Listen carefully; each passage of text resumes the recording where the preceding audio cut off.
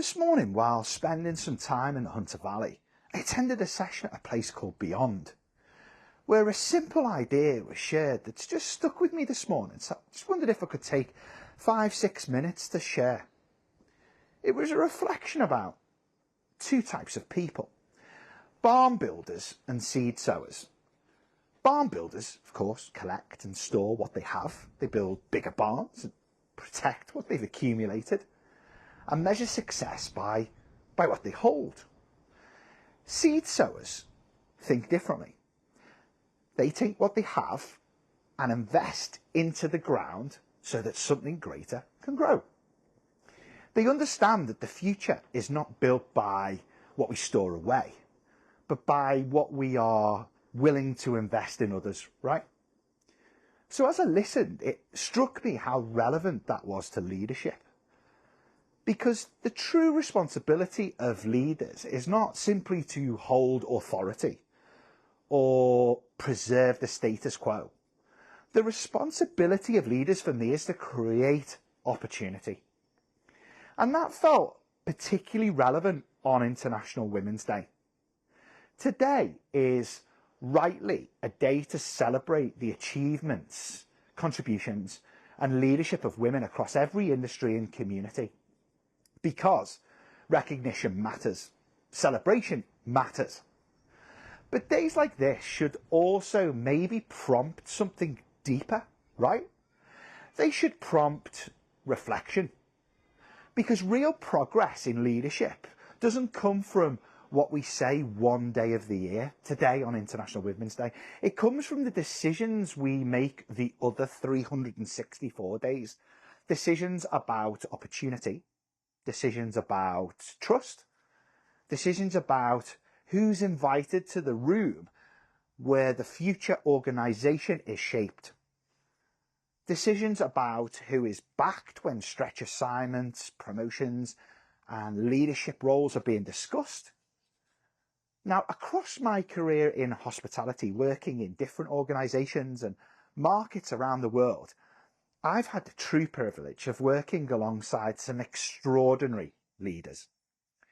Many of the most capable leaders I've encountered actually have been women.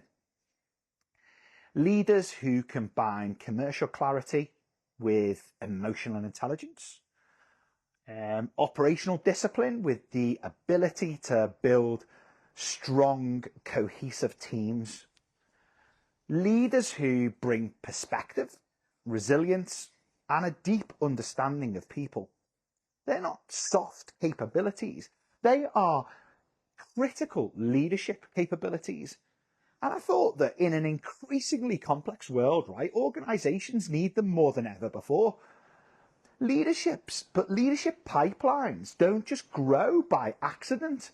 They grow when leaders make deliberate choices. They grow when people in positions of influence choose to invest their credibility, their voice, and support others. And for many of us, right, in senior leadership, particularly for men who still occupy a large proportion of those roles, that investment matters enormously. Sowing seeds in leadership means being intentional. It means recognizing talent early and creating opportunities for it to grow. It means sponsoring women into leadership roles rather than simply mentoring them. It means backing people when decisions are being made about promotions, significant responsibilities. It means ensuring that, how do I put it, diverse voices are present when the strategy is being shaped and those important decisions are being made, right? It means creating cultures where people feel confident to step forward, contribute their perspective and lead. Because that difference between barn builders and seed sowers is ultimately, for me, about mindset. Barn builders focusing on protecting what already exists, and seed sowers creating what could exist in the future.